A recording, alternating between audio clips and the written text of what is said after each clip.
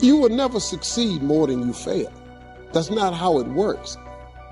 Because failure is a wonderful teacher. It's the only way to learn. So when you fail, it's a part of the process. Keep going. You're supposed to fail. Shit, who you know that gets it right all the time? That's impossible. Every time you fail, you're one step closer. You just keep swinging, you're going to get a hit. The late, great Muhammad Ali said, if my mind can conceive it and my heart can believe it, then I can achieve it. See, losers, they visualize the penalties of failure, while winners visualize the rewards of success. Are you the type to lose and go crawl in the hole? Are you the type to suffer a failure and never ever try again? The great Pele said, success is no accident. It's hard work, it's perseverance, it's sacrifice, and most of all, it's love for what you're doing or what you're learning to do. Do you have the mindset of a champion? Because most people have the will to win, but few people have the will to prepare to win. Having the mindset that regardless of anything that is around you, that is surrounding you, you must have the mindset. You must be resilient. You must be driven. If you stumble, if you fall, have the ability to get up. It's the determination. It's the passion. It's the drive. What drives you? So many people don't have this fortitude. They have no faith in themselves. There are many people right now that are waiting for someone to direct their path. But you are responsible for your own destiny. There is no time to be waiting for something great to happen, because your greatness, it has always been planted within you. Water that seed right now and watch it grow. Take the hurt sometimes. Take the setback sometimes. But you don't have to accept it. You don't have to believe that this is all you are made for. For every failure, for every mistake that you've made, it will turn you around and you will learn from it. This is what sets you apart. And this will take you further than you've ever gone in your life. You gotta have the mindset of a champion if you want to emerge victorious. Most champions, they're not in love with training, but they understand that if they suffer now, the legacy of a champion awaits. I highly recommend that you take a good look at yourself and realize that you are born to win. Don't ever give up on you, because you matter. There's only so much time that you have. Don't waste it on doubt. Don't waste it on negativity. Put all your effort into being the best of who you truly are. So keep it moving.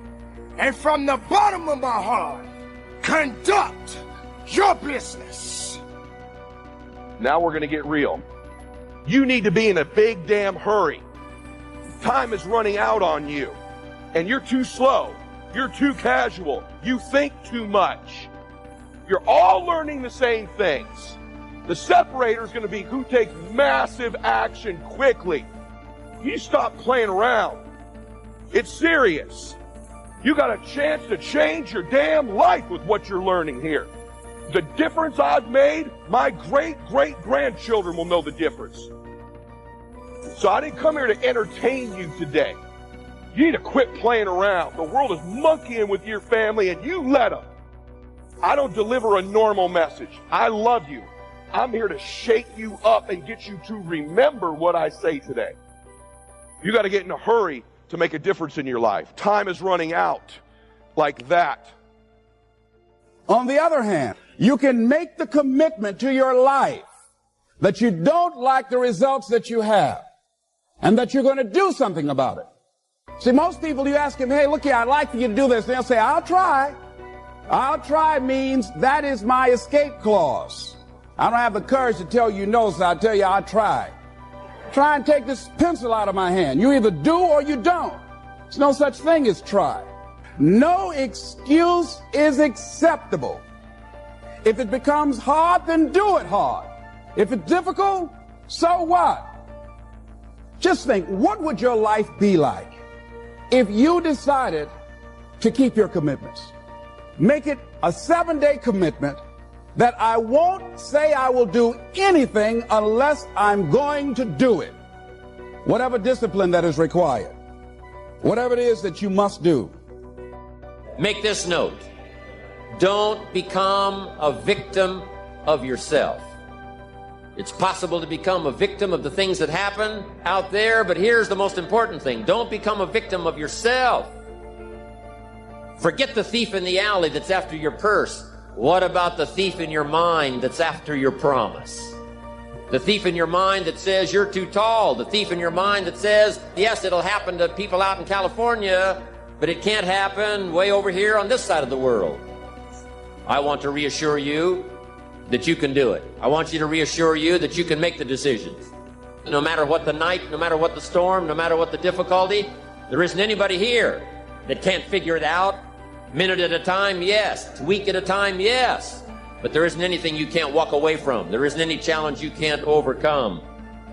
Then, in due time, your harvest will come. And I want you to have that same opinion. Your day will come.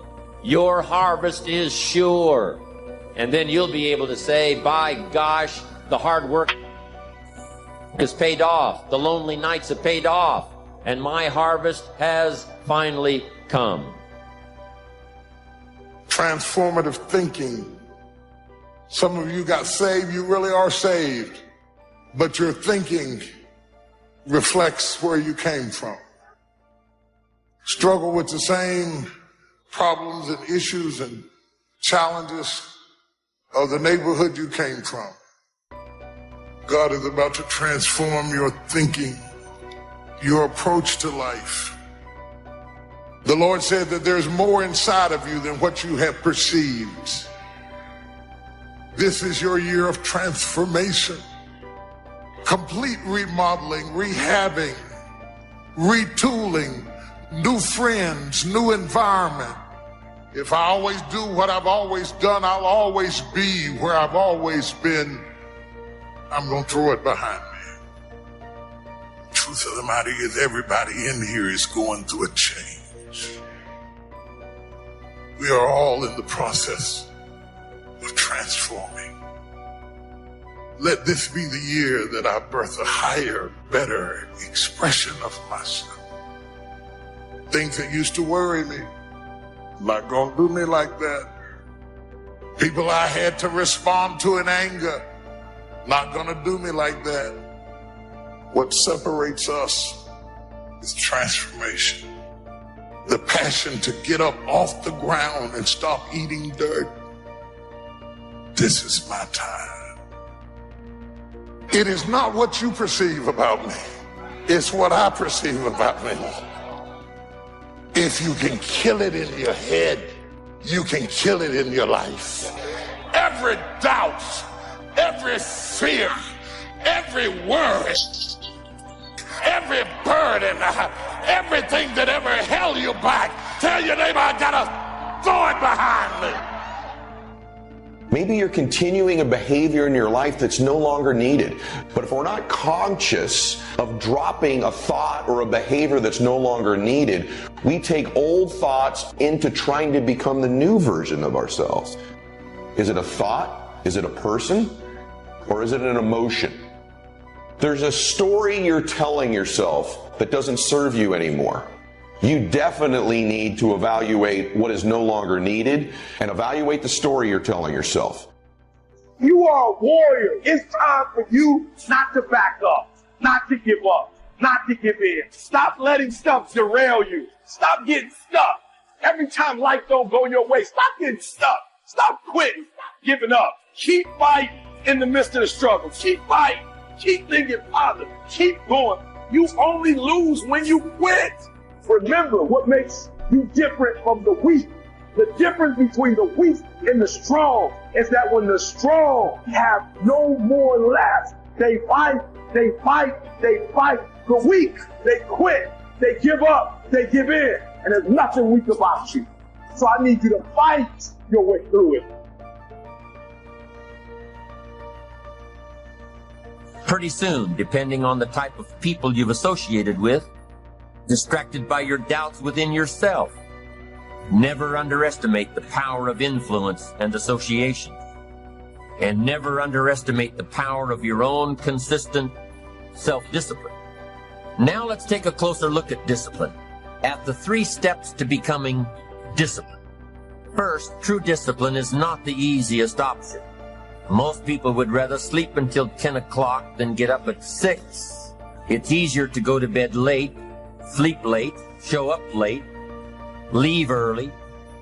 It's easier not to read. It's easier to turn on the television than to open a book. It's easier to do just enough than to do it all. Waiting is always easier than acting. Crying is always easier than doing. Imagine what life would be like if we didn't have to make our bed in the morning, or keep our garage clean, or pay our taxes, or show up for work tomorrow. Wouldn't it be fascinating if we didn't have to do these things? Wouldn't it be fascinating? What do you suppose would become of us? You're right. Not much.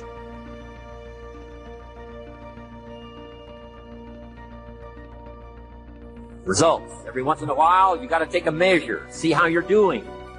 Now we take a measure called results. What is the results at the end of the day, the results at the end of the week? You can't let too much time go by without checking. 6 years I've been out there working when I met my teacher, Mr. Schill. Bill said, well, Mr. Rohn, let's just go through a little summary here. He said, in the last 6 years, how much money have you saved and invested? Let's go through a little tab list here. How much money have you saved and invested the last 6 years? I said, what? 0. He said, you have messed up. He said, who sold you on that plan?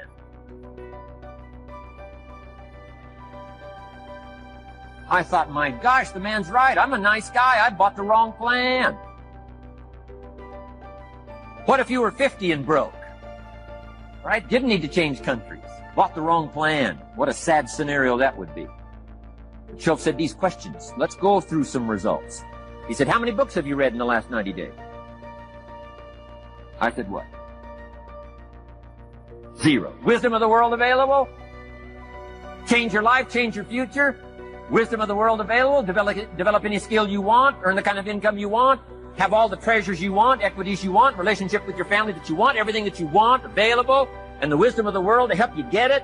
Haven't read any books in the last 90 days. My teacher said, Mr. Rohn, you have messed up. I'm telling you, you've got the deal. Schill said, Mr. Rohn, in the last 6 months, how many classes have you taken to improve your skills or to develop new skills? Go for the American dream. Become rich and powerful and sophisticated and healthy and influential. How many classes have you taken in the last 6 months? I said, how many? 0. He said, you have messed up. He said, you don't need to unmess the country. You don't need to straighten out the perplexed. You don't need to straighten out any of this stuff. All you've got to do is look within and let results teach you a great deal about your own activity, your own attitude, and your own philosophy. I went through that process. Take this phrase home. Results is the name of the game.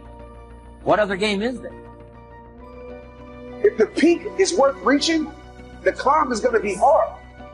I know you're ready to give up. I feel you. You're ready to give in. You're like, I've never gone through this before. Or maybe you're at the darkest point of your life and you're ready to give up. You're at a point in your life where you feel like it's do or die. You're going through so much pain. You're going through so much agony. You're ready to give up. You're ready to quit. Listen to me very carefully. You are a warrior, and it's time for you to fight. The rewards of a disciplined life are great, but they're often delayed until some time in the future. The rewards for the lack of discipline are immediate. but they are minor in comparison to the immeasurable rewards of consistent self-discipline. An immediate reward for lack of discipline is a fun day at the beach. A future reward of discipline is owning the beach. For most, we choose today's pleasure rather than tomorrow's fortune. So how can you get rid of the easy distractions? How can you keep your mind on what you're trying to do? How can you keep an attitude of doing it all and doing it now? How can you make the choice of discipline over procrastination? How can you stay focused on your ambitions? You can keep your focus on your work. You can get it done today instead of tomorrow. You've got to really work on your consistent self-discipline on a daily basis, or you'll find yourself distracted. Distracted by negative thoughts, distracted by negative people. No second chance. No, what would I do differently? Choose one or the other, but both will have their price, the price of discipline or the price of regret. One costs pennies, the other a fortune. The first lesson of discipline is that it isn't the easiest option.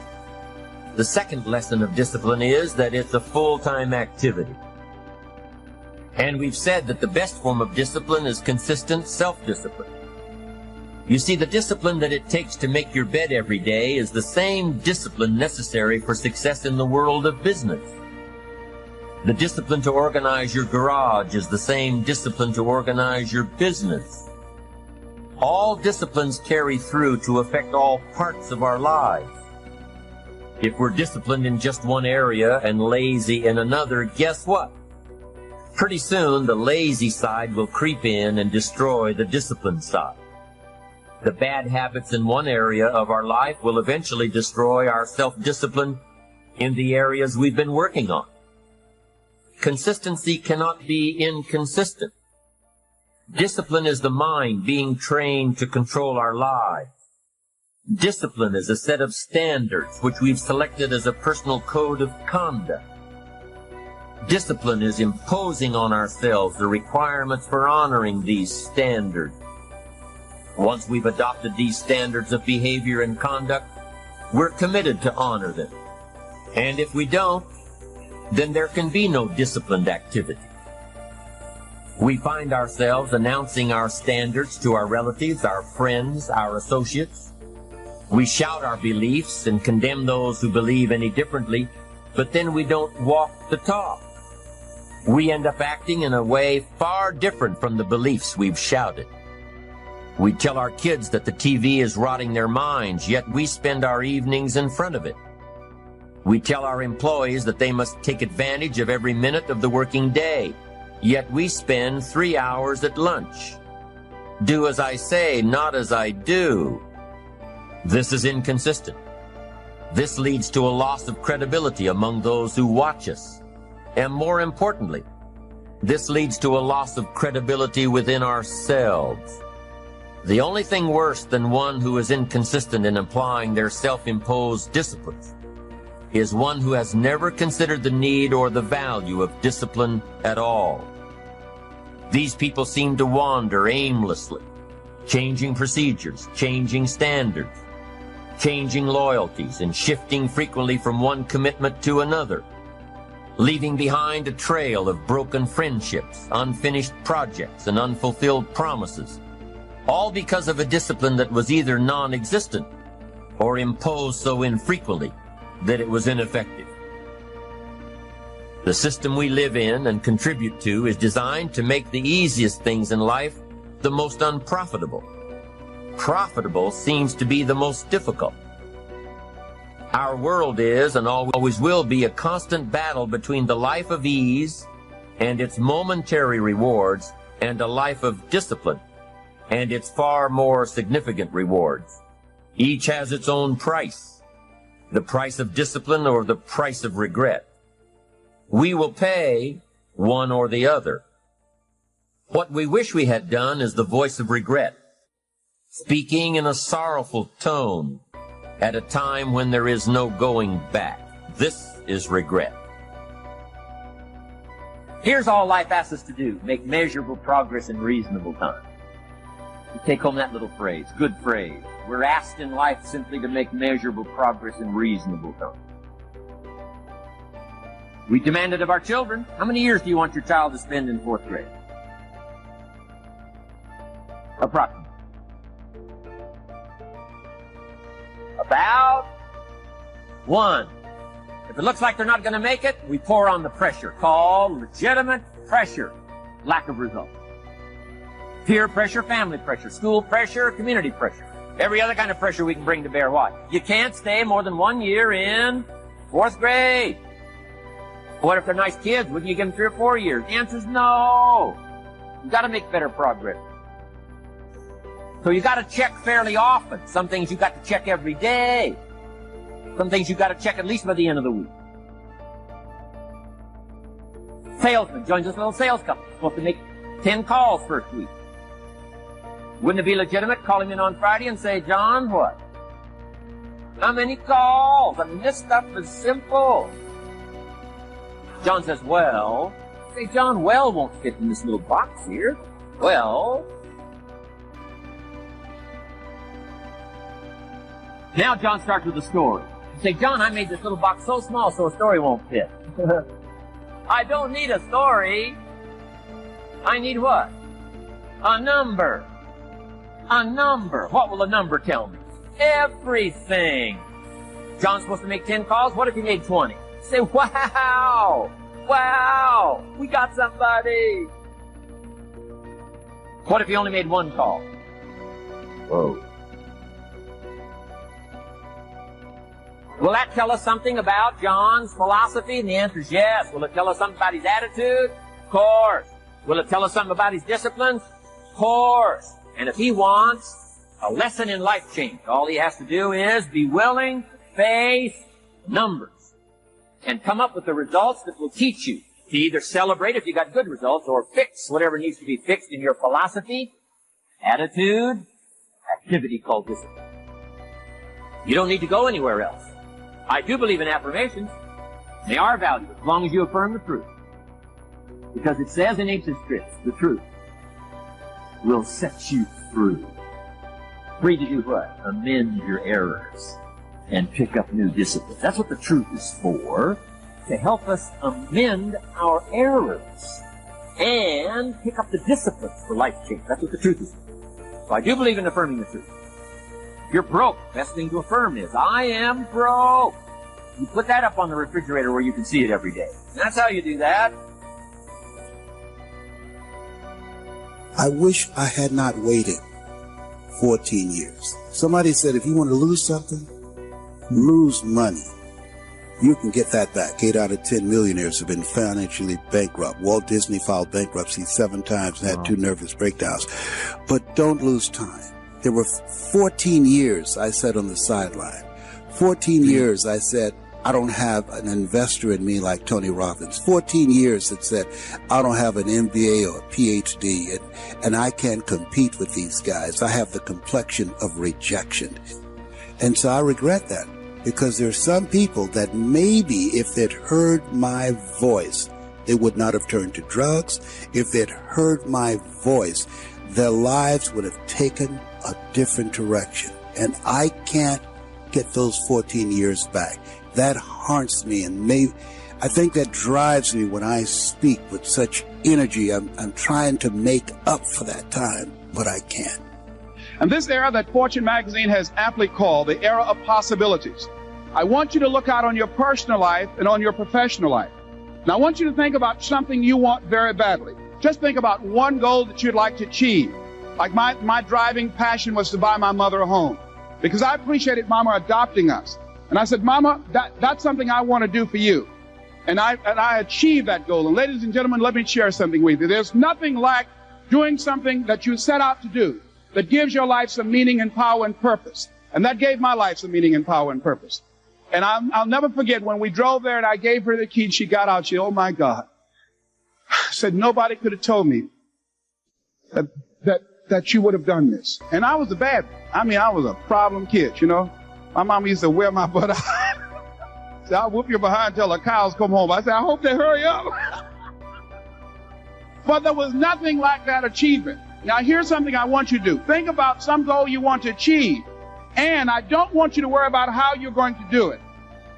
That's not important. Just shut up. Get that.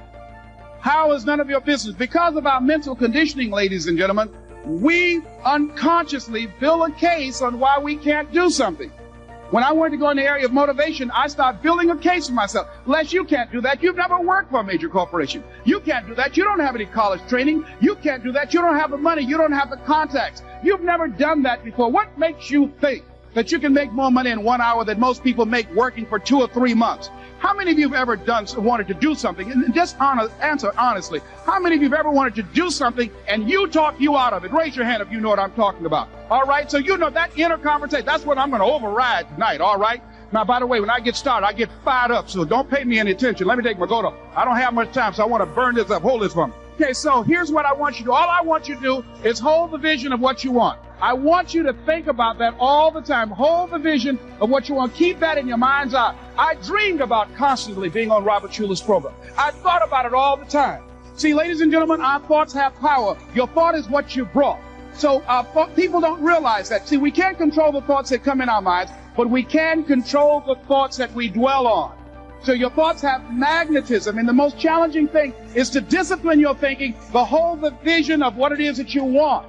That's the most difficult part. I saw myself on Robert Schuller's program. I saw myself being interviewed by Robert Schuller. I saw myself prepared to answer whatever question he asked. I was ready for him. I've been there 1,000 times in my mind. At the end of the program, he said, "It feels like I've known you before, like we've been together before." I said, "We have been, spiritually and mentally. I've been following you for a long time." I thought about it. See, this is no game to me. It's no memorized speech to me. I live this. I believe you don't teach what you don't know, and you don't lead where you don't go. And most people, ladies and gentlemen, most of us go to our graves with our greatness in us. Most of us, ladies and gentlemen, most people, when they die, you can literally put under their names, dead but not used up yet. Because most people go through life holding back. Most people go through life not giving their all. Most people have their lives on hold. How many of you know you can do more than what you've been doing? Raise your hands, please. Now, ladies and gentlemen, that proves a point. That we know we can do more than what we're doing, and we're not doing it. Why? I couldn't understand that. I was born in Liberty City. I knew I can do more than what I was doing when I was working for the Miami Sanitation Department. When I used to go door to door selling television sets, no money down. When I was working for Sears when it was on Biscayne Boulevard. I knew I can do more than that. But I wasn't doing. I was stuck because we don't do what we know. What we do is we operate in the context of the vision that we have of ourselves. See, I couldn't see how to do more. I knew I could do it, but I couldn't see it for me. I believed it. I didn't know it, because if I knew it, I would have been manifesting it. So therefore, hold the vision of what it is that you want. The next thing is that whatever it is that you want to do, ladies and gentlemen, here's something that's very key for you. There must be on your part a willingness to do what is required. A willingness. If there are 75 things to do to achieve your goal, if there's one thing on that list of 75 that you're not willing to do, I guarantee you that's the first thing that will come up for you and will kick your butt.